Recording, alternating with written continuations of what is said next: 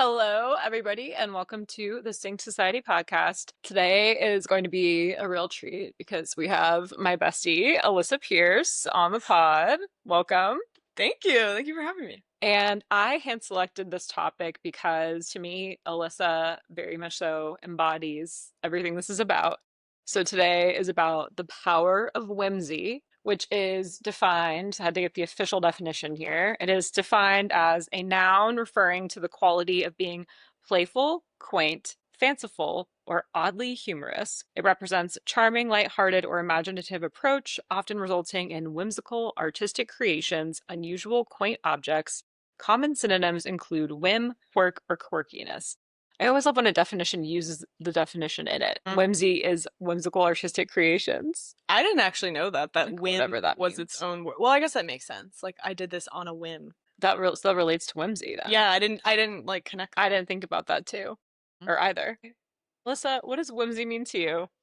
Whimsy to me is, I think, a way of life. It's a matter of expressing yourself, about I think seeing life through maybe a more romantic lens. Well, choosing to be joyful also I think is a big part of it, and doing things just for the joy of it and not necessarily that, this is going to get me further in life, or it's not necessarily productive Hmm. on the outside, just doing it for the love of doing it. And also just I think whimsy, you can just embody that as well, and I think maybe that's something that you have seen in me in our friendship, and I Yes. definitely see in you as well. And so I think that's, and also I think part of it is connecting with your inner child, I think is huge, Yeah. because you're so free as a child and you don't really understand like social norms yet, and I think that allows you to just be bold and be colorful. There definitely is a lot of that heal your inner child kind of idea out there, which I think totally makes sense. Like I'm thinking of the women of the Synced Society and what may resonate with them and with all of us is looking at successful figures and going, oh, okay, the CEO's wearing a gray suit with a lifeless expression, so wearing pink and laughing, and not that that's a definition of whimsical, but being outside of the norm could potentially hinder my success or pull me Mm, away from those kind of things, or maybe is even childish in a way. mm, Alyssa and I have been friends for a year and a half ish since we mm-hmm. moved to the city. Yeah. And ever since I met her, I just saw that in her. Like she literally texted me the day after we met and was like, "Do you want to go for a walk?" And we ended up walking. It was very cinematic. We were walking, it started to rain, then there was a rainbow. We had Yeah. that moment of, okay, so I guess we're just going to be best friends now, like the very classic. Yeah. But as long as I've known you, you've had just that, I feel like such a joy, and the way that you have genuine excitement for things in life. And even just today, we were talking, and out of nowhere, you just go, I'm going to ride a horse for the first time coming up soon. And I don't know, like, those are the kind of things when everyone just randomly whip that out and start talking about it. Is this the way that you've always been? Is whimsy an art that you've, crafted over time? Or what has that looked like for you? Think growing up as a kid, I always was someone that loved to perform for my family, and I mean that Oh, yeah, like the literally. like the living room performances. Absolutely. Like just the little entertainer, the person that like wanted to make people laugh. And actually, my cousin and I, Sarah, we would put on these like full scale productions of the Nutcracker. I don't know if I've Okay. told you about this, but we did like the costume design, the set design, like it was this whole imagination that we brought to life. Yeah. And I think at its core, that is such a great like picture of whimsy. It's like you're just putting like your passion, your creativity fully in it just because you want to. Again, it wasn't something that I'm doing this to get experience, or I'm doing this because I want other people to think this is cool. It was like we genuinely just loved Yeah. doing it and doing it for ourselves. And I try to carry that with me now in my life. And I think coming here was a big part of that, of, Yeah, makes sense. having, and I'm sure you had a Like a New York similar, dream. yeah, like a similar mindset of I'm doing this just because I want to do this. Wasn't for a job. I want to experience being here and the whimsy of that. And I think that's what I was kind of searching for. As a kid, I think it came very naturally. Hmm. And now as an adult, I'm trying to learn how to like protect it and to Okay. make to help it flourish more. What are some ways that you feel like you protect and flourish in the whimsy? I think not minimizing myself is huge and finding people that encourage me and like celebrate the Yeah. whimsy because I think there have been times in my life where I felt that sense of whimsy being a sign of immaturity, maybe, or Yeah. you're not being realistic about life. And I think that can affect you. You know, you can try to put yourself in a box to present yourself as someone, well, I'm very successful and Hmm. I'm very realistic and I'm someone that you need to take seriously. And that was just really sad to me because that's not who I am. And I think now I'm trying, over many years, trying to get back to who I was as a kid and like being random and being silly and doing things that are just fun because they're fun. And I think we share this that we see the world in a very romantic lens and we see our lives almost like movies. And I think that is just a little way to almost rebel against conformity or like Yeah. who the world wants us to be, especially ambitious women. I feel like it makes life feel so much less monotonous because even today it's a beautiful spring day, a little chillier than we'd like, but throw the Mhm. trench coat on, it's fine. And on the walk back, the sun was shining, walking down Park Avenue and put on some, like indie bops from the 2010s and felt like may or may not be in a movie right now. Absolutely. And Yeah. that's like one example of something I do, but what are Yeah. some of the things and practices that you do, I guess? And I'm also curious if it's something that you do feel like is a practice or you Mm. feel like, oh, this is just what I do and how I am.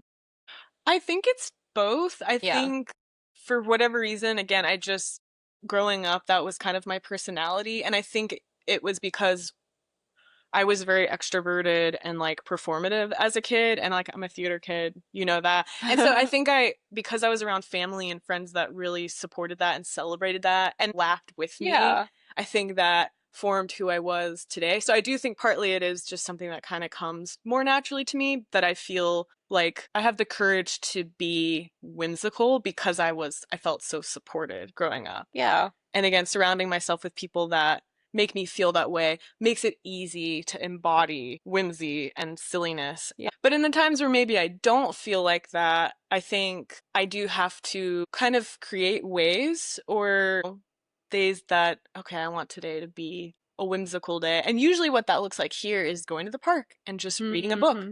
And I could do that for hours. And I think most people maybe wouldn't view that as something that they would want to spend a lot of time doing. But to me, again, it's like walking down the street, listening to music, like that's enough for me. And so I think that's like an example of how you can kind of steward that. And also like taking classes, like art Yeah. classes, language classes, things that you did as a kid that maybe you don't do anymore. Doing it again. Yeah. I literally this week was listening to a Hannah Montana song and thinking about my crush Yep. at my ripe old age. And that's the way that I love that.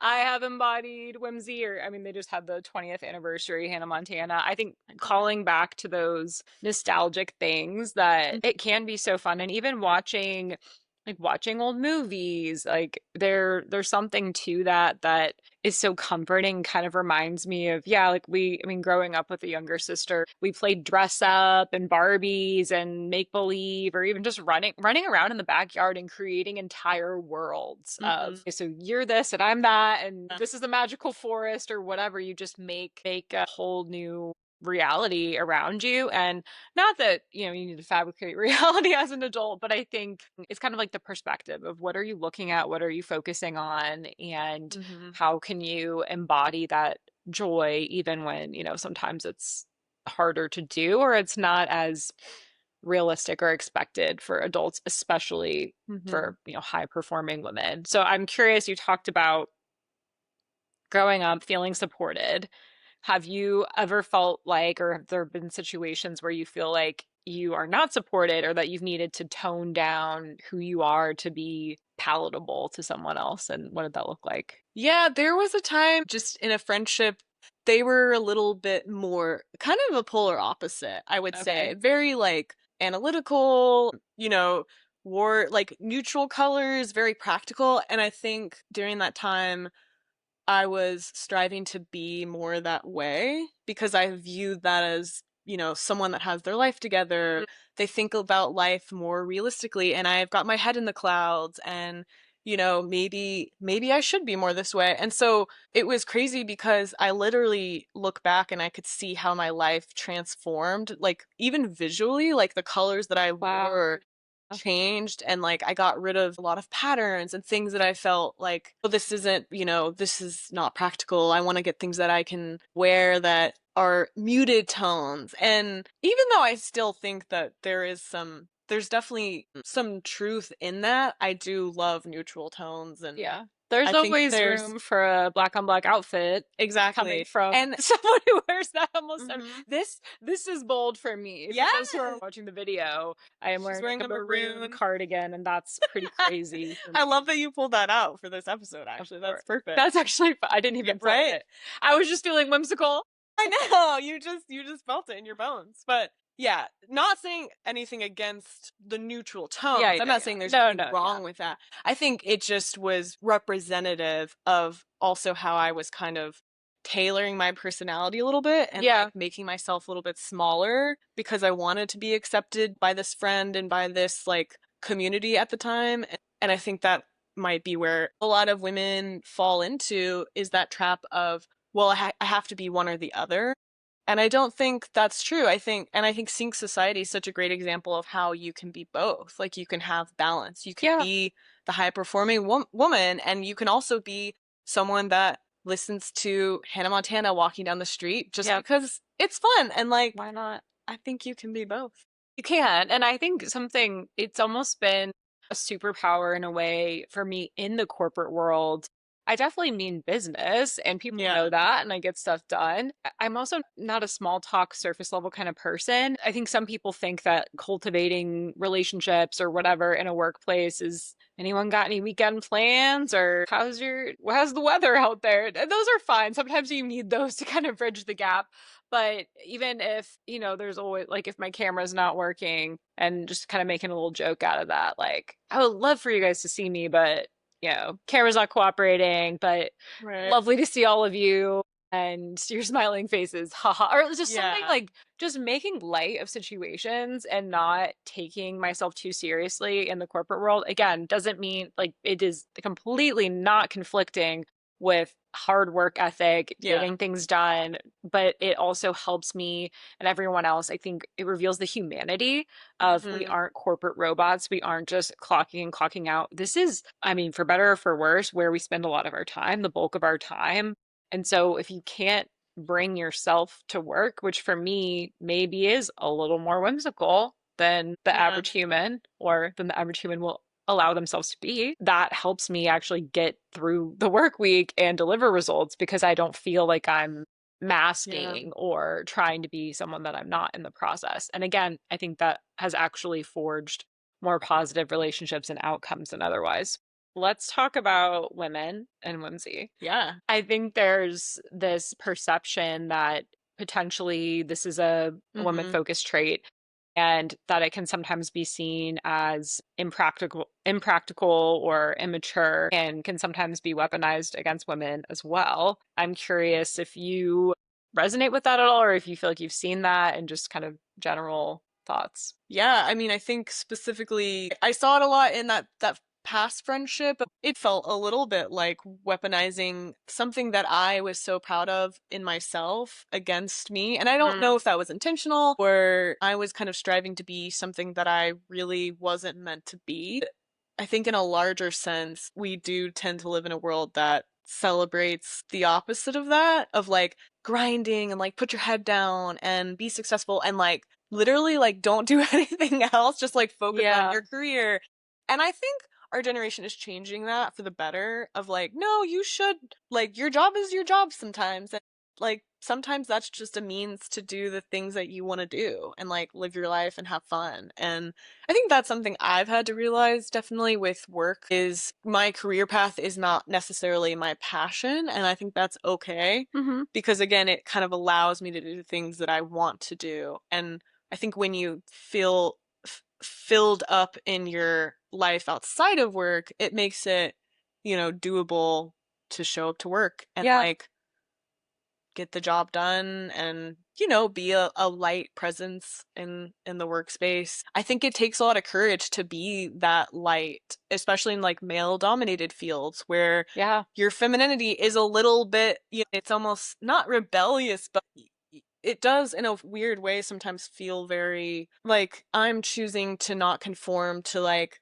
being a man. Like I'm Yeah. going to focus on my strengths as a woman because like men and women have different things to offer. So, It's so true. That just made me think of one of my former colleagues, coworkers talked about she was on, we had different pods on this big program we were on, and one of them was more data tech focused, which is definitely more of like a male dominated space, and or especially was at the time. This was over 5 years ago. And every single day they would talk sports. And so she actually subscribed to some newsletter that basically kind of gave her like the daily digest of what happened in yeah. sports. And part of that I think is clever and part of that is sad because Yeah. she felt like I can't be a part of the conversation unless I know what all the guys are talking about. I mean, there's something to that. I mean, I understand.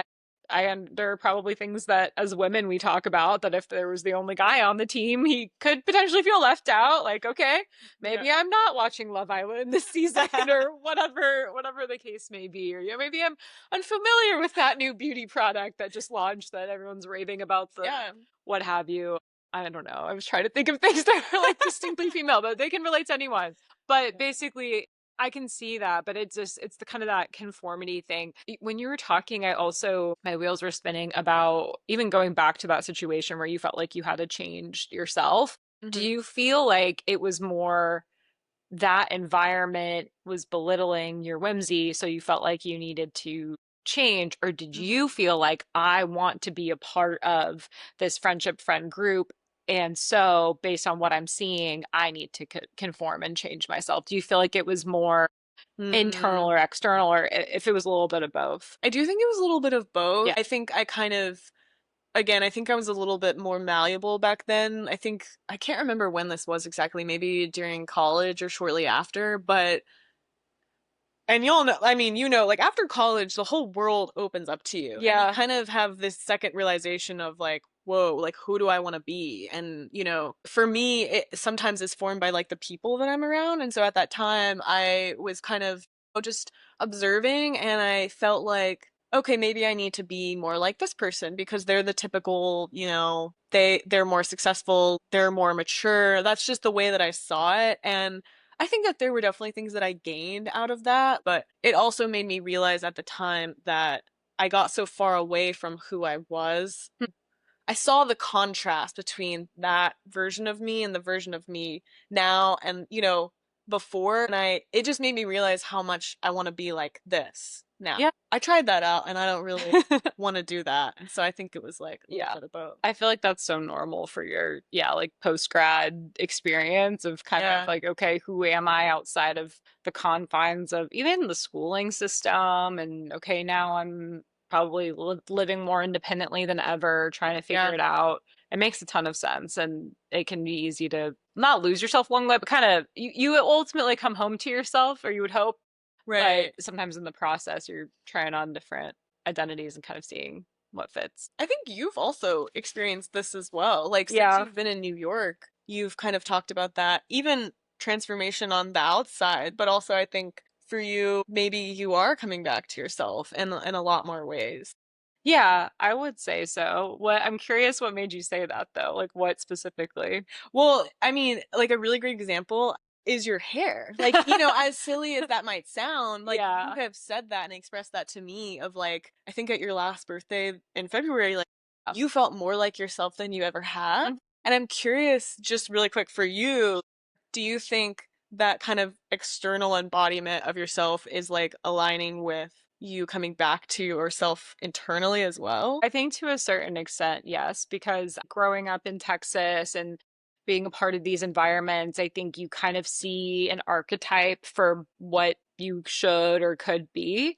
And Mm-hmm. you're kind of maybe more shaped by your environment. And I think to your point of being malleable, I was kind of like, okay, I don't know. I started getting highlights when I was 12. And so that just kind of carried on because the blondes in Texas, with every appearance change, I think taking one step further away from who I was or who I was Mm-hmm. naturally designed to be. I don't know. I believe God doesn't make mistakes. And so why am I out here making all these edits? But it's fine. But I think for me, the more confident I became in my identity and who I am, which to your point, moving to New York, moving out of the environment that I grew up in, and just spending a lot of time with myself and in a new discovery season helped me realize, like, step by step, it wasn't overnight, but made me feel more myself. Now I feel like a woman. I feel just more like natural and authentic in my own skin.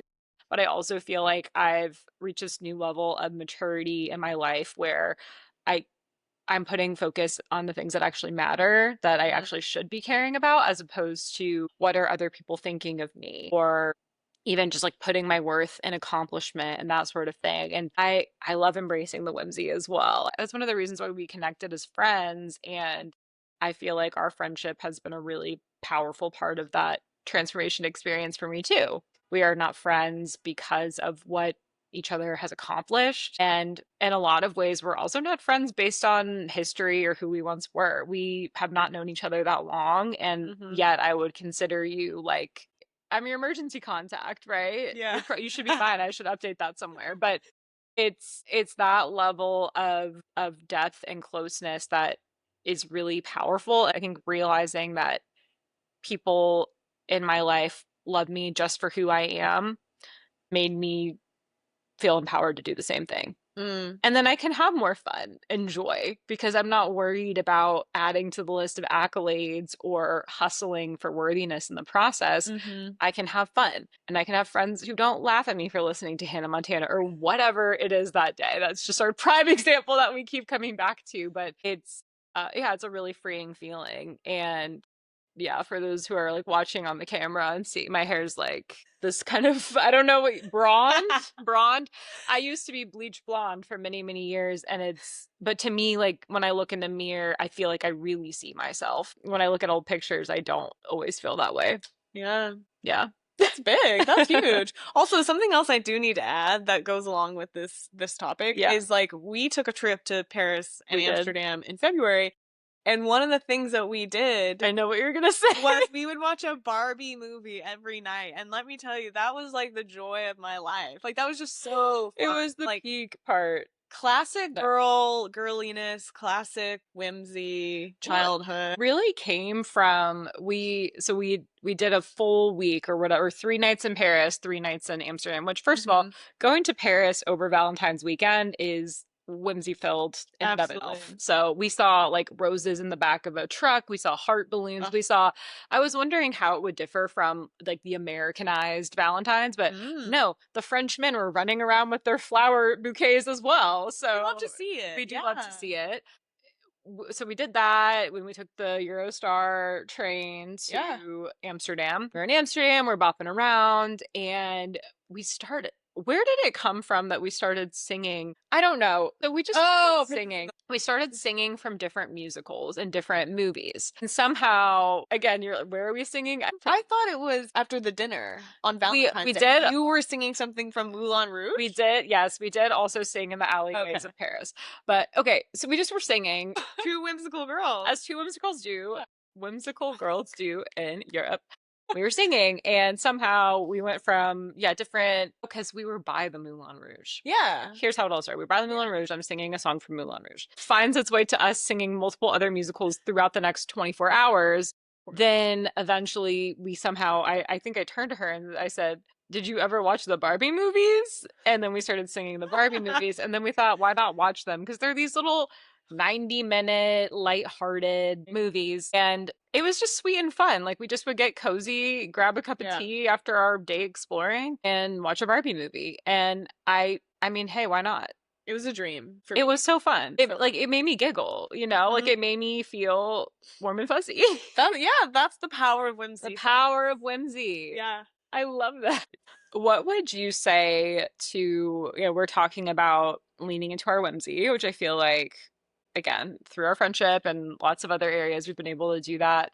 It's not always easy to do. And there are some people who maybe haven't felt that way in a long time.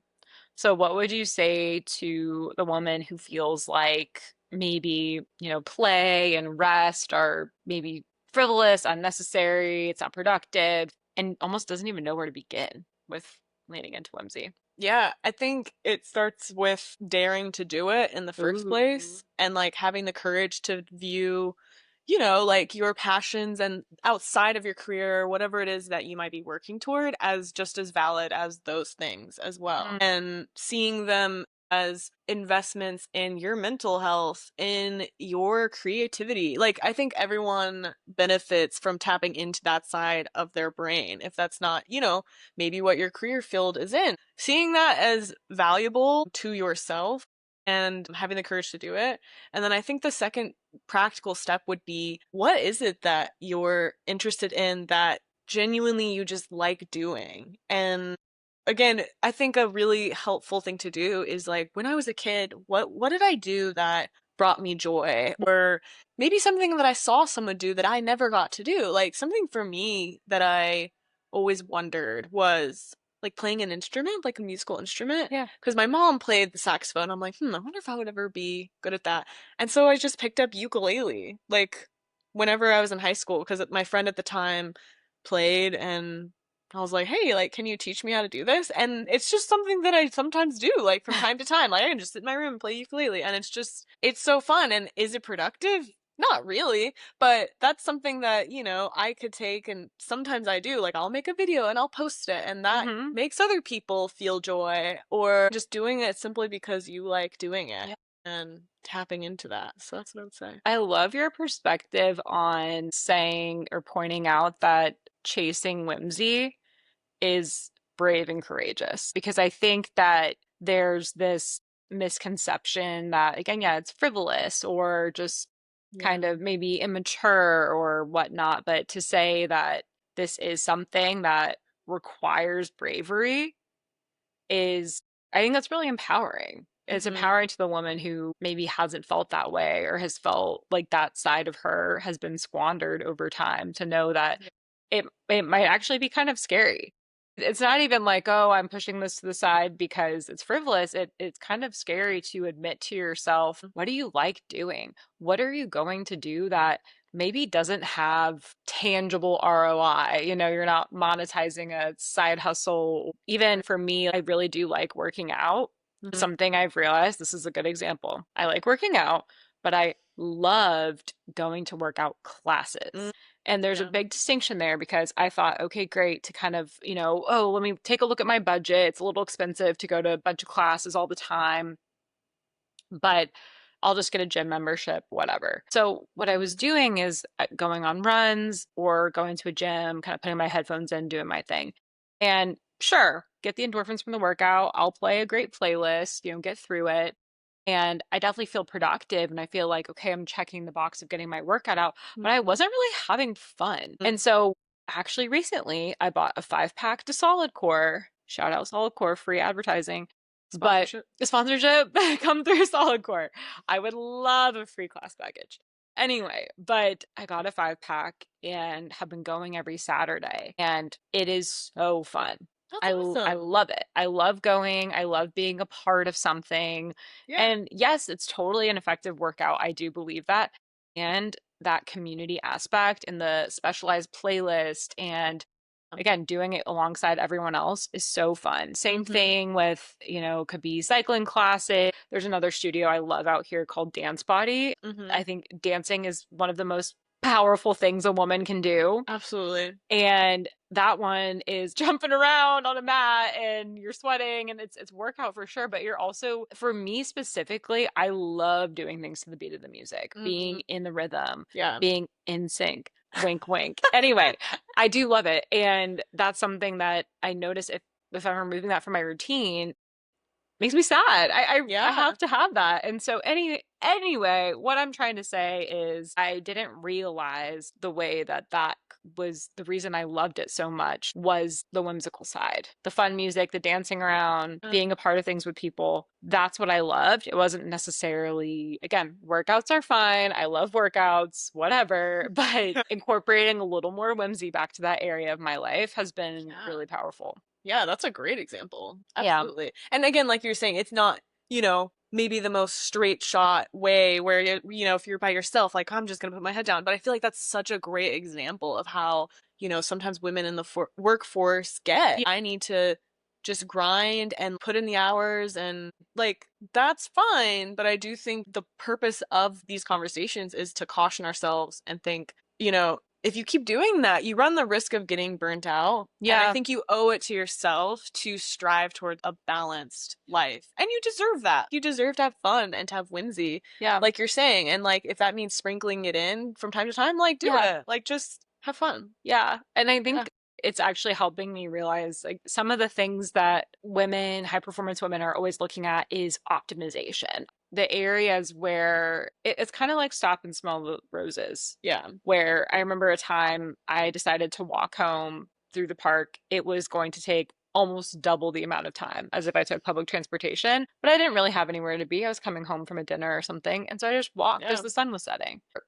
If I'm baking a new recipe or cooking something up, yeah, most of the time when I'm cooking, I'm a very component based chef, I will say, right? I'm like, okay, there's a sweet potato, there's some chicken, there's some broccoli, moving on. Yeah. But if I'm trying something new and I'm chopping up the veggies and the herbs, I actually really enjoy the process and I enjoy the meal. And Yeah. it's kind of sometimes it's going to be those things that take a little bit more time but in some ways provide the value and the joy back in Yeah. that, yeah, it's not going to be the most efficient, optimized way to spend your time, but it just might be the most beneficial in the end. I agree. Yeah. What are some things that you do that maybe some people would consider frivolous, not practical, that you feel like embody whimsy, or even just like ideas to share with people of things they can start incorporating? My time outside of work, I don't necessarily think of it as like, okay, I need to maximize my time to, get all these adult things done, which sometimes can, bite me in the butt. But I think just using my time for me sometimes. And again, I think an example of that is I go get iced coffee and I'm gonna, walk around a bookshop or go thrifting, and the experience of that being so whimsical for me, it's really hard to describe because it feels like a movie in a way, but I think maybe that is like a perspective that I choose to see it in. And I think maybe I'm using men as an example only because I think, our minds work a little bit differently, Mhm. but I think for men sometimes they think like, well, why are we doing this? Like let's do this thing like, like focusing on time, Yeah. a lot more. And so I think a big part of whimsy is like slowing down and like doing things just because you want to do it and doing things alone. You kind of feel like the main character in your story. And that's just fun. And that can look like so different for everyone. The things that you're doing sometimes accidentally benefit you in ways you didn't even think, like socially, physically, but you're also getting the benefit of like, I just want to do this thing and I think it's fun. I enjoy learning about it. And me taking an art class, that's not going to benefit my career. That's not going to really have any sort of impact on my life other than I will just enjoy It's for it. fun. And it's fun and it's something that I could teach others about Yeah. or have other people get involved in that. So I think that for me is like a practical example of living in whimsy. Yeah. I love it. We even talked about doing like a ballet class. Yes. Remember? We didn't sign up for it. We still do. We do. That's a But big part. You gotta have the ideas, but then you have to actually do it and execute it. Yes. Yeah. Because it's like whimsy's the first thing to go when you feel super busy or what you're like, oh gosh, I Mm-hmm. don't have time for that. But it's so important to remember that that is and should be a non-negotiable in some Yeah. ways because Yeah. it helps to build a full life. What would you say to the woman who feels like she has lost her whimsy or is going Mm. through a tough season? Well, I would say that it's only a season. And I think that's very important to remember that everything has an expiration date. For me and for you, something that I think can really change your perspective is like the joy of the Lord, I Yeah. think is huge. And so if that's not something that is in your life, I would say take a look. I'm saying personally for me, that has Yeah. made a huge difference in my life of getting my whimsy back. Truly, like it was also partly like getting the joy of the Lord back. And I think Joy is that's a a fruit of the huge spirit. part of Yeah. it. Yeah, because joy is not defined by circumstances. Happiness comes and goes, but like I think a huge part of whimsy is joy and like choosing to be joyful like through those situations and finding the beauty in the bad and the good in different ways. And so I would just really encourage you to seek beauty and not try to figure everything out. Like, not everything has a why. You can't always trace down the answer. And I think that's something that I had to learn was you can't always pin it down to something specifically. And so I would say, you know, have courage and don't be afraid to do things for you because you want to. I love that. I think one of the biggest realizations for me in adulthood was that joy and pain can very much so coexist Mm, and probably always will. That phrase itself was in one of my journal entries over the past few years. But for me, that's really compelling because to me, it means two things. It means during some of the most joyful seasons of my life, there are definitely still, things going on that are hard or humming in the background of life that are just a part of that season. And during some of the most painful, challenging times of my life, there are still glimpses of joy and celebrations and mhm. moments that feel where I feel happy and feel, which, happiness is circumstantial, joy is not. So that's Yeah. why joy and pain can and will probably always coexist. Mhm. And it's actually one of the more freeing things to accept. Like that doesn't scare Yes. me, that actually comforts me Yeah. because it helps me realize that it's no matter the season, you will always have both in some capacity. But Hmm. leaning into that joy and again, yeah, the things that you have to find what makes you feel whimsical and Hmm. incorporate that into your life no matter the season. And some are going to feel more challenging than others, but that doesn't mean it's not worth doing. Definitely. Is that something that you've seen in your own life? Yeah, absolutely. I think specifically with like grief and that, in a lot of different ways, like, the death of a family member or change in my life and choosing to accept that like joy and pain will always coexist. And I love what you said. I think that's so true about like acknowledging that and accepting that is so huge because I think that is where joy is found because everyone experiences that like in different ways. And when you can choose to be joyful during that,